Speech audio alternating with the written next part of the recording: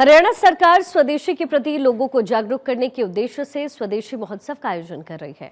मुख्यमंत्री नायब सिंह सैनी ने स्वदेशी महोत्सव का उद्घाटन करते हुए लोगों को स्वदेशी सामान के प्रति जागरूक किया है। मुख्यमंत्री ने स्वदेशी महोत्सव में लगाए गए स्वदेशी उत्पादों के स्टॉल्स का अवलोकन किया। उन्होंने भारत माता मंदिर में पूजा अर्चना की और यज्ञ में आहुति डालकर प्रदेशवासियों की सुख समृद्धि की कामना की है। स्वदेशी महोत्सव को संबोधित करते हुए मुख्यमंत्री नायब सिंह सैनी ने कहा, वर्तमान स्टार्टअप्स युग में स्वदेशी की अवधारणा केवल पारंपरिक उत्पादों तक सीमित नहीं है, बल्कि तकनीक, सॉफ्टवेयर, रक्षा उपकरण एवं सेमीकंडक्टर जैसे आधुनिक क्षेत्रों में भी स्वदेशी को बढ़ावा दिया जा रहा है। उन्होंने बताया, हरियाणा में वर्तमान में 12 लाख से अधिक पंजीकृत MSME कार्यरत हैं, जो लगभग 65 लाख लोगों को रोजगार उपलब्ध करा रही हैं।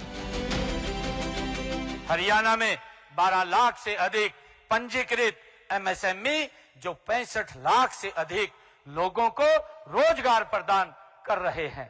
साथियों, आज के स्टार्टअप युग में स्वदेशी का अर्थ केवल पारंपरिक कलाओं तक ये सीमित नहीं है। साथियों, आज तकनीक, सॉफ्टवेयर और उपकरण और सेमीकंडक्टर के क्षेत्र में भी स्वदेशी का परचम लहरा रहा है।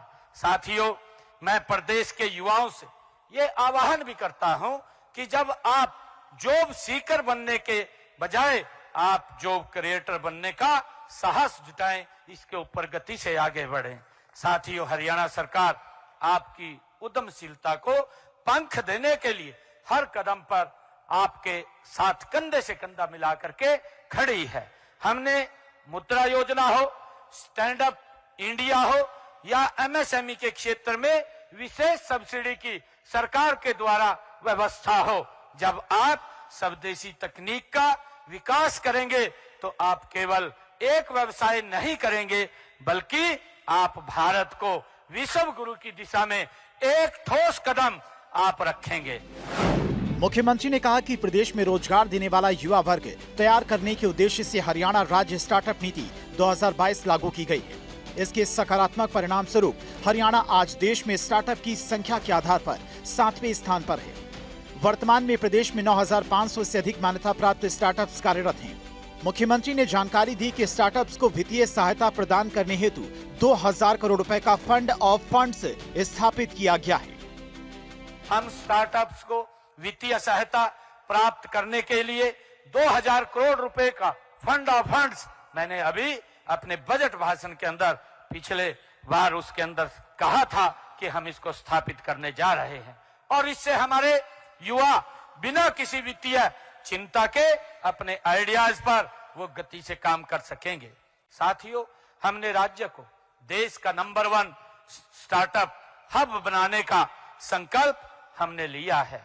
हमारा अगर आप लोग देखते हैं कि आज गुरुग्राम में IT सर्विसेज और स्टार्टअप्स का एक प्रमुख वैश्विक केंद्र आज बन चुका है। हमने प्रदेश में स्टार्टअप्स की संख्या को 3 गुना करने का लक्ष्य हमने रखा है।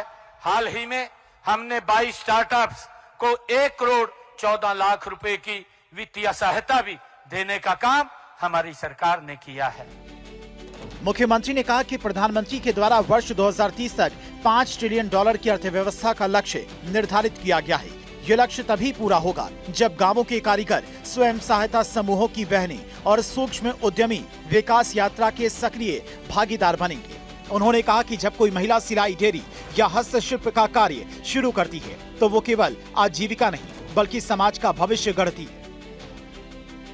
हमारी माताएं, हमारी बहनें, हमारी पारंपरिक जो शिल्पकार हैं और हस्तशिल्प हैं जैसे कृषि उत्पाद और कुटीर उद्योगों के सम्मान यह बताते हैं कि भारत की मिट्टी में वह हुनर है जो दुनिया को राह दिखा सकता है। साथियों, ये मैं इस स्वदेशी मेले में देखने को हम सबको प्रतीत होता है। यहाँ व्यापार करने के लिए हमारे जो भाई आए हैं, जो यहाँ शिल्पकार आए हैं, जो हमारे दुकानों के ऊपर माताएं बहनें आई हैं, वो व्यापार नहीं होगा बल्कि ये विचारों का आदान प्रदान भी होगा।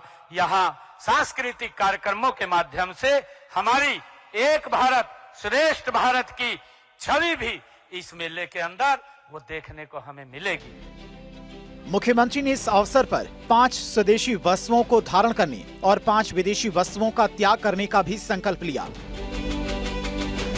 इस अवसर पर राज्यसभा सांसद रेखा शर्मा, कालका विधायक शक्ति रानी शर्मा, पूर्व स्पीकर विधानसभा ज्ञान चंद्र गुप्ता, मेयर कुलभूषण गोयल, स्वदेशी जागरण मंच के सह संगठन सतीश कुमार, जिला अध्यक्ष अजय मित्तल, बंटो कटारिया, ओम प्रकाश देवीनगर, कृष्ण लांबा, राजेश गोयल, गुरिंदर भट्टी, पुनीत खन्ना सहित स्वदेशी जागरण मंच के कार्यकर्ता और अन्य गणमान्य लोग उपस्थित रहे।